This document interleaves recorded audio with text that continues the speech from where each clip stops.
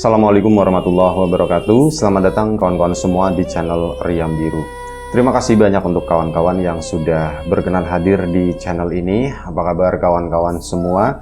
Semoga sehat selalu sekeluarga. Sepertinya ini lagi libur panjang ya. Di Tegal sendiri tuh banyak mobil plat luar gitu kan, dan jalanan lumayan cukup ramai. Mungkin mereka pada mudik ya. Kalau kawan-kawan yang sekarang termasuk yang lagi mudik atau lagi pulang kampung, ya selamat menikmati liburannya dan hati-hati nanti saat balik lagi ke tempat masing-masing. Semoga selamat gitu ya. Tadi udah nanya apa kabar belum ya? Apa kabar kawan-kawan semuanya? Semoga sehat selalu sekeluarga. Dan pada kesempatan kali ini ada satu cerita datang dari Mas Imron di Temanggung. Mas Imron menceritakan tentang satu peristiwa horor yang pernah dialaminya beserta istrinya gitu ya. Istrinya Mas Imron sendiri itu namanya Mbak Hesti. Jadi Mbak Hesti itu secara tidak sengaja dia itu mendapatkan sebuah profesi atau menjalani sebuah profesi yang didapatnya itu secara nggak sengaja. Jadi Mbak Hesti itu adalah waktu itu kejadiannya nggak disebutkan ya tahun berapanya, cuman yaitu waktu itu Mbak Hesti itu bekerja sampingan tentu saja sebagai seorang tukang pijat. Seorang tukang pijat bukan di tempat spa atau apa enggak, tapi pijat panggilan dan tentu saja khusus wanita gitu ya. Kalau misal mijitin cowok, Mas Imron nggak rela gitu kan. Nah, jadi Mbak Hesti itu dulu sewaktu masih pacaran sama Mas Imron itu sukanya pijit-pijitan. Ya enggak begitu, maksudnya begini. Sewaktu masih pacaran, ya kadang Mas Imron capek begitu kan, habis kerja, itu suka dinyet-nyet punggungnya kayak gitu, terus apanya gitu, yang lain itu enak kata Mas Imron. Dan ini gimana ngomongnya sih ya, biar nggak salah tangkep gitu ya. Maksudnya dipijit-pijit ringan, punggung atau apa gitu ya, tak tegesin punggung bukan yang lain maksudnya. Itu kata Mas Imron itu enak ya Hes, mijitmu tuh enak Hesti. Masa Mas katanya? Iya, apalagi yang lain gitu. Woi, macem-macem gitu ya, kemplang kata si itu Mbak Hesti. Nah dari situ akhirnya mereka menikah kan. Nah setelah menikah, yaitu praktek pijitnya itu benar-benar dipraktekin sama Mas Imron gitu kan. Dipijitin lah semuanya gitu ya. Enak kata Mas Imron. Dan kamu itu berbakat loh jadi tukang pijet loh katanya. Masa Mas katanya? Beneran sumpah, kamu itu mijitnya enak dan ya nggak tahu kamu belajar dari mana gitu kan. Ditanya seperti itu. Aku belajar dari nenek katanya begitu kan. Nenek itu suka dulu kayak gitu, suka pijit-pijitan sama aku. Aku diminta sama nenek buat mijit dan kemudian nanti gantian. Nah mijit tuh begini kata si neneknya. Tenaganya tuh segini, arahnya tuh begini gitu. Kata si nenek seperti itu. Dan oh begitu ya Mbak ya. Nah Mbak Hesti dapat ilmu dari situ, diterapkan ke Mas Imron. Mas Imronnya bahagia, riang gembira, berbunga-bunga begitu kan. Ngomong seperti itu sampai akhirnya kurang lebih sekitar 2 tahun mereka menikah. Mas Imron itu juga udah warak gitu ya, udah puas, udah kenyang dengan pijitan Mbak Hesti yang wah pokoknya enak banget gitu ya. Itu akhirnya apa? Mbak Hesti pun memutuskan, Mas kalau misal aku iseng-iseng gitu ya buka jasa pijit gimana? Laris nanti kata Mas Imron. Tapi ya enggak Mas lah, enggak cowok katanya begitu. Kalau cowok keenakan nanti gitu kan. Iya maksudnya begitu, jangan nerima yang bapak-bapak apalagi gitu ya. Anak muda aja jangan, apalagi yang bapak-bapak. Jangan ya, enggak khusus ibu-ibu aja gitu. Khusus ibu-ibu ya mbak-mbak atau apa gitu ya. Itu kan lumayan Mas gitu. Ya sudah dicobain aja kata Mas Imron. Toh itu kan halal kata Mas Imron. Ya udah Mas aku cobain ya gitu ya. Boleh.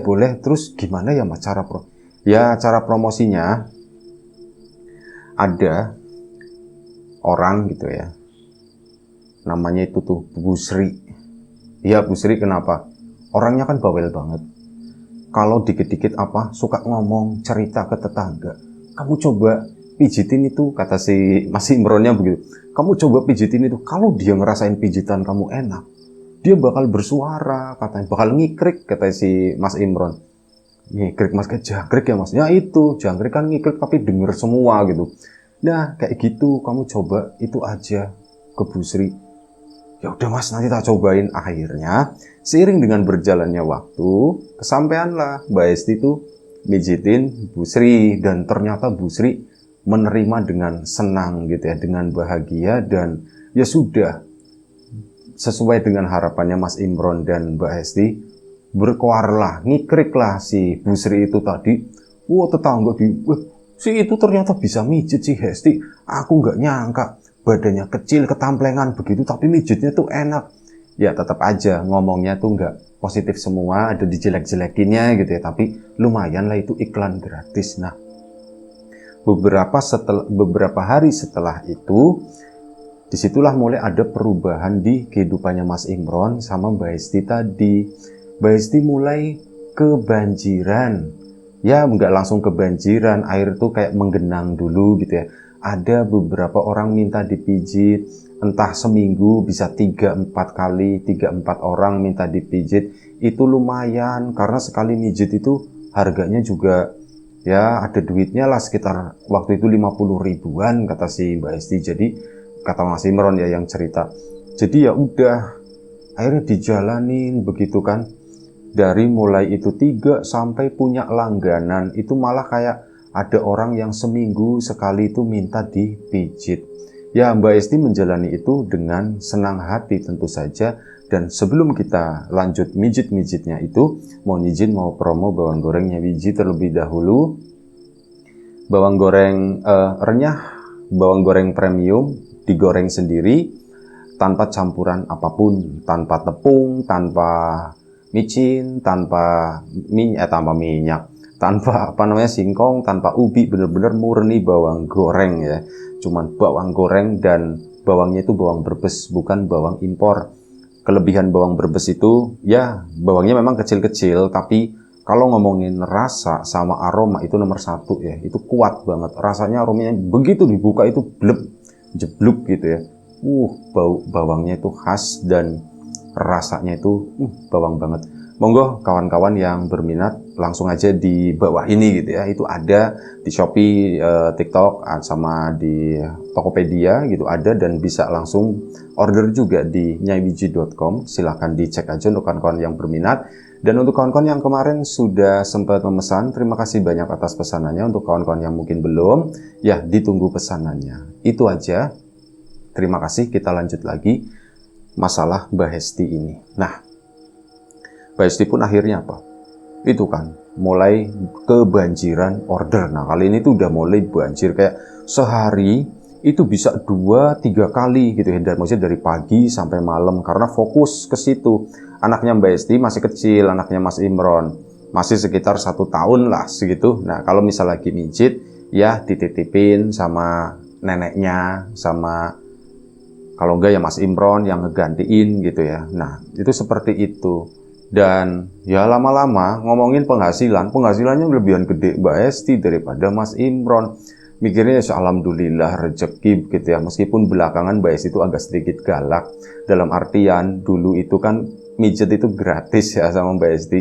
Cuman belakangan itu kayak gitu. Kalau gratis itu cuman sebentar, paling 10 menit udah selesai gitu. Katanya, "Mas, pijetanku sekarang mahal, Mas, ada harganya," katanya. Ya sudah, waktu pun berjalan.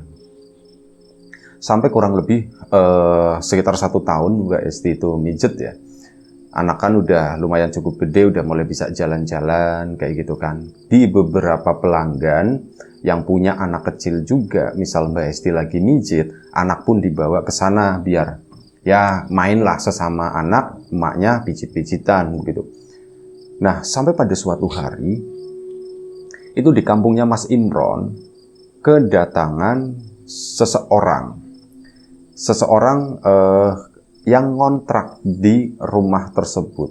Ada satu keluarga, usianya mungkin udah sekitar 50 tahunan, punya anak 3, udah gede-gede.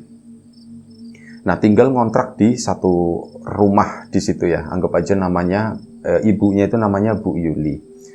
Nah, Ibu Yuli itu ya orang yang baik, membaur dengan tetangga, jadi baru pindah ke situ aja, orang-orang itu udah pada kenal karena aktif ya.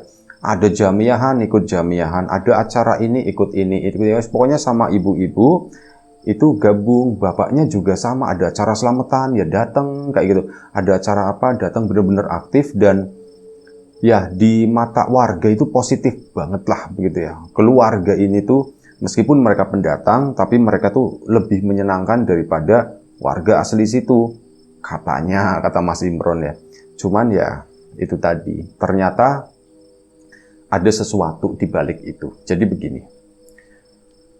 Mendengar Mbak Hesti itu adalah seorang tukang pijit, ya si ibu-ibu kan biasa ngerumpi gitu ya, ngobrol-ngobrol. Nah ini Bu Yuli itu ngobrol sama tetangganya, badanku sakit semua, ya biasalah ngeresulak ya kalau bahasa sini itu mengeluh seperti itu. Badanku sakit semua. Terus ya cerita-cerita intinya begitu, dan si tetangga tersebut, Mbak, kalau misal mau pijit Mbak, di sini tuh ada tukang pijit enak loh Mbak. Oh iya gitu kan. Iya siapa? Kebetulan Mbak Hesti waktu itu belum kenal karena rumahnya lumayan cukup jauh. Jadi di luar jangkauan itu ya, jangkauan keluarga tersebut. Cerita seperti itu akhirnya dapat rekomendasi ada tukang pijit enak.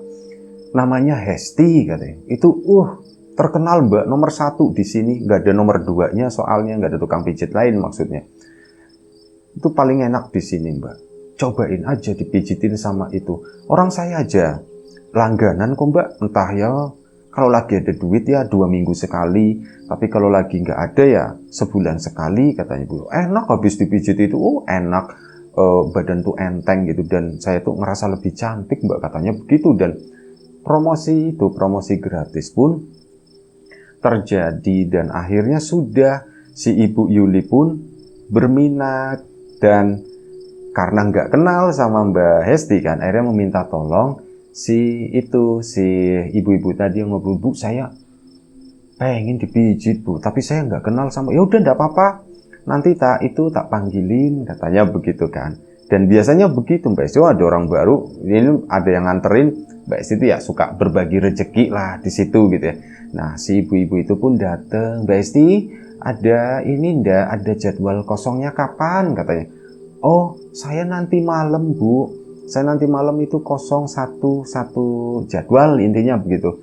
Jam berapa Mbak Esti? Ya paling jam 7 kayaknya Bu, sekitar jam 7. Kenapa? Ibu mau dipijit? Bukan saya. Ada orang baru namanya Mbak Yuli. Ibu Yuli namanya begitu. Oh, Ibu Yuli, Mbak Esti denger, tapi mereka belum kenal secara personal. Baik Bu, nanti yang rumahnya di sana kan Bu? Iya betul. Nanti malam ya Bu, saya ke sana katanya. Oh iya Mbak, ditungguin ya Mbak ya katanya begitu. Iya Bu, baik. Akhirnya apa? Setelah janjian itu jam 7 malam tepat, Mbak Hesti pun datang ke rumah kontrakan tersebut, ke rumahnya si Ibu Yuli itu. Datang ke situ ya karena belum kenal gitu kan, dan waktu itu pintu memang dibuka. Ibu Yuli sama suaminya itu kan deket sama tetangga ya. Jadi pintu pun kalau belum jam 9 atau jam 10 malam itu nggak ditutup. Jadi beneran dibuka, siapapun welcome gitu ya. Jadi rumah itu seolah-olah kami bersahabat, rumah itu terbuka dan sebagainya. Mbak Esti pun nggak perlu repot-repot ke sana. Assalamualaikum. Waalaikumsalam. Langsung lihat ada seorang perempuan ibu-ibu, itu Bu Yuli mungkin. Bu, saya Hesti, tadi Ibu Ningsi kesini bilang pesan ke saya, katanya Bu Yuli mau dipijit. Oh iya bener Mbak, bener. Enggak niruinnya berlebihan enggak sih ya gitu. Maksudnya seperti, oh iya bener Mbak, saya memang tadi ngomong sama Bu Ningsi, dikasih tahu katanya di sini tuh ada tukang pijat itu enak banget, namanya Mbak Hesti. Jadi saya minta tolong karena saya belum tahu ya Mbak ya. Saya minta tolong Bu Ningsi buat manggilin Mbak Hesti. Iya Bu, saya kesini katanya tadi kan janjinya jam 7. Iya betul. Mau langsung Bu, kata si Mbak Hesti.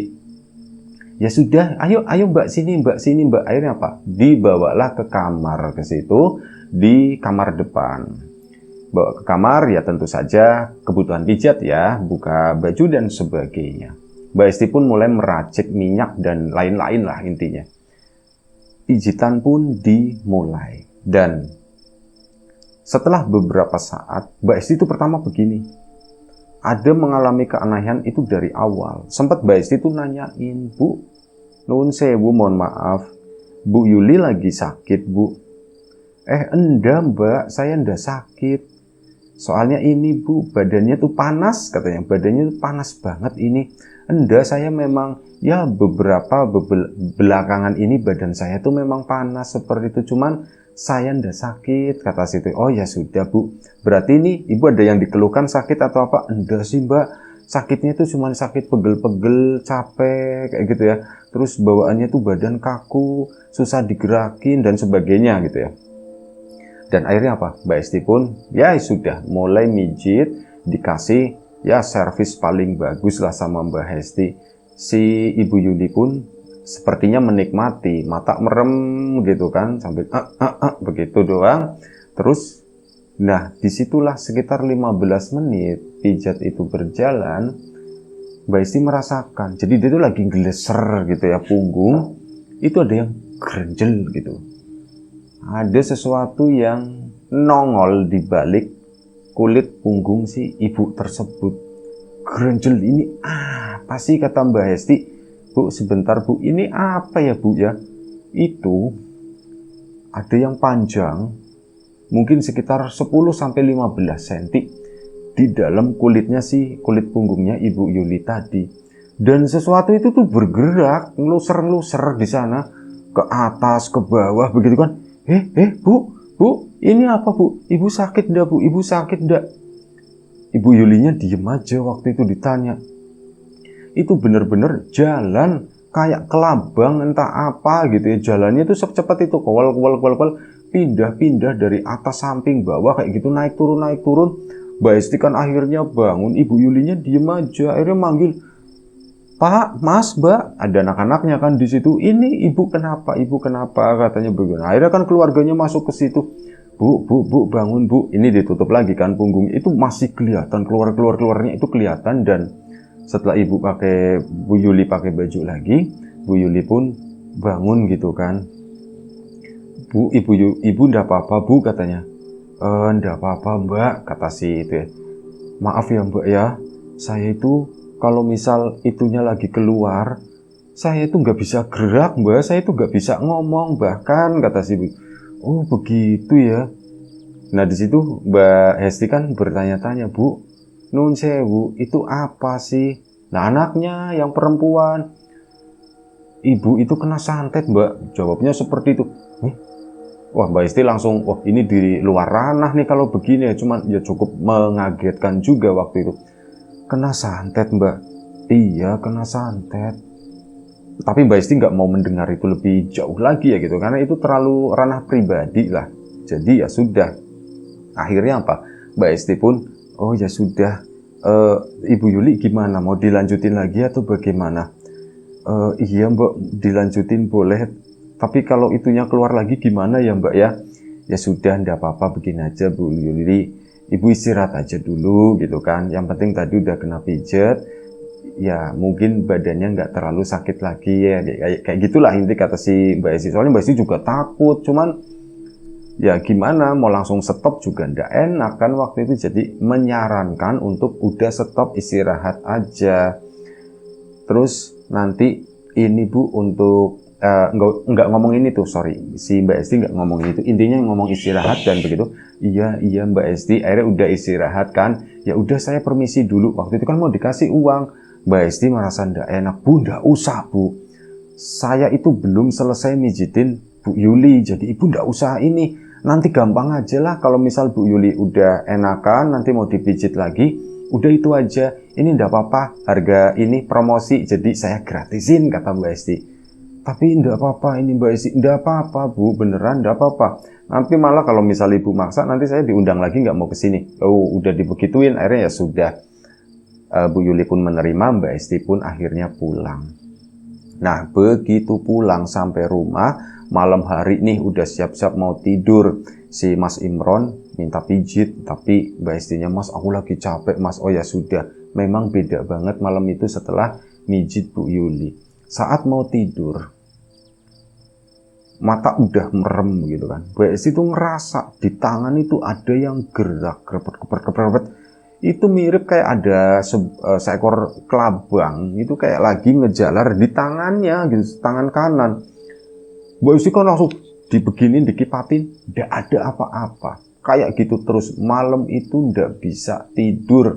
Gara-gara itu tadi, setiap mau les begini, tahu-tahu kleser ada yang ya entah di dada, entah di kadang di muka, pindah-pindah gitu. Tapi benda itu tuh nggak pernah kelihatan. Sampai Mas Imron pun bingung, Mas, ini Mas tolongin, Mas aku kok begini, Mas aku kok kayak ada yang gerak-gerak Mas, kayak ada kelabang, katanya begitu kan. Dan ya Mas Imron malam itu bingung, ketakutan juga. Sampai akhirnya mungkin sekitar jam 1 pagi berhasil. Mbak Esti itu udah saking capeknya, dia pun tertidur. Mas Imron yang bangun, kaget, kebelet pipis waktu itu. Dia mau bangun, ini ya benar-benar kaget bukan main. Di perbatasan antara kening sama rambut, di situ tuh ada sesuatu yang melingkar gitu. Mas Imron awalnya nggak ngeh itu apa sih gitu ya, kok warnanya agak sedikit beda, kok warnanya tuh agak-agak sedikit coklat gitu ya. Pas dilihat, itu kelabang gede banget kata Mas Imron, hampir 1 jengkal orang dewasa lah, sekitar 20 sentian segitu. Itu panjang ngelingkar di sini. Mas Imron panik gitu kan, kaget bukan main. Itu apa? Langsung coba diambil sama Mas Imron, dilempar. Lempar asal aja, nempel di tembok kan, teplak, bukannya jatuh. Kelabang itu nempel di tembok, naik ke atas. Ini kan udah ditutup sama ada Ethernetnya di situ ya. Nah itu kelabang nembus sampai atas itu nggak ada lubang padahal rapet, tapi bisa hilang nembus ke atas sana. Si Mbak Hestinya itu dibegituin dia ndak bangun. Sampai akhirnya Mas Imron kan tadi kebelet pipis ya, memastikan sebentar semua aman, dia ke belakang langsung lari ke dalam lagi ke situ. Pas ke sana iseng-iseng nengok, kok istriku agak aneh gitu ya, mukanya itu agak aneh, kayak orang yang capek banget begitu. Dan dipegang badannya, Mbak Hesti itu badannya anget, sakit Mbak Hesti, panas waktu, tapi nggak dibangunin. Dan ya sudah, Mas Imron malam itu tidur kebangun kayak gitu terus. Keesokan paginya Mbak Hesti memang beneran sakit. Dan saat sakit itu Mbak Hesti kan cerita ya sama orang tua, sama sama orang tuanya sendiri, sama bapak sama ibunya, diceritakan semuanya semalam begini Bu Yuli, seperti ini. Dan akhirnya apa, orang tuanya pun cerita sama kakeknya Mbak Hesti. Dan begitu cerita, bukan ke kakeknya Mbak Hesti, tapi bukan kakek kandung ya, tapi adik dari kakek. Karena kakek sama neneknya Mbak Hesti waktu itu yang ceritain mijit itu udah meninggal, jadi tinggal adiknya itu kan. Akhirnya ke situ cerita, dan sore harinya si kakek-kakek tersebut datang ke rumah membawa 2 kelapa yang udah tua, dibawa ke situ. Loh mau ngapain? Terus dipencelesin, apa sih istilahnya, dibuka kulitnya, dibikin lubang di situ, airnya biarkan di situ, nggak ditumpahin. Dan Mbak Hesti itu disuruh nyelupin tangannya ke air kelapa tersebut, dimasukin sama Mbak Hesti sambil dibasuh-basuh sampai siku, udah dibersihin. Nah di situ Mbak Hesti itu ngerasa tangan itu dingin panas seperti itu dalam jarak waktu yang lumayan cukup dekat ya gitu. Dan hanya Mbak Hesti yang melihat, Mas Imron nggak melihat, kakek itu juga mungkin nggak melihat, tapi bisa jadi beliau ini melihat ada sesuatu yang keluar itu dari pokoknya tangan bagian dalam gitu ya, dari Mbak Hesti itu keluar, tepluk jatuh ke lantai, keluar ke sana. Si kelabang itu tuh lari keluar dan belok kanan ke sana, nggak tahu kemana. Mbak Hesti ngelihat, Mbak itu kelabangnya udah keluar, Mbak udah, ya sudah biarin sudah keluar, biarin, udah nggak apa-apa, kamu sembuh, kata si kakek cuman seperti itu. Dan ya waktu nanya-nanya sama si kakek apa yang terjadi dan sebagainya, ya intinya itu bener Ibu Yuli itu terkena sesuatu, dan entah kenapa malam itu apa yang ada di Ibu Yuli itu kayak pindah ke Mbak Hesti, dan ya untungnya bisa diselamatkan. Dan Mas Imron ceritanya itu cuman sampai di situ doang. Terima kasih Mas Imron. Oh ya, sebelum penutupan mau pengumuman sebentar gitu ya ke kawan-kawan semuanya. Saya tuh bikin sesuatu, bikin mainan baru. Itu namanya RIM. Tulisannya tuh R, E-nya 4 kali, REEEEM.com. Itu adalah kayak platform sosial media di situ. Mungkin kawan-kawan barangkali ada yang mau ngetes, ada yang mau apa, nyobain gitu ya. Monggo silakan, ditunggu kehadirannya di situ ya. Itu aja. Terima kasih. Baik, itu aja ya. Terima kasih Mas Imron atas ceritanya. Kawan-kawan di rumah juga terima kasih banyak atas support dan dukungannya apapun itu. Kawan-kawan subscriber, kawan-kawan membership, kawan-kawan yang udah kasih support dalam bentuk super thanks ke Riam Biru. Terima kasih banyak. Kawan-kawan yang udah ngasih like, udah nge-share ke yang lainnya. Kawan-kawan yang udah ninggalin komentar juga.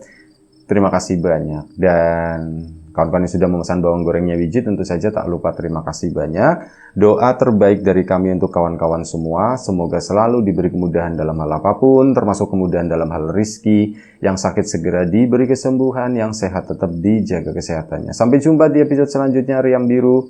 Jaga kesehatan kawan-kawan semua tentunya. Assalamualaikum warahmatullahi wabarakatuh.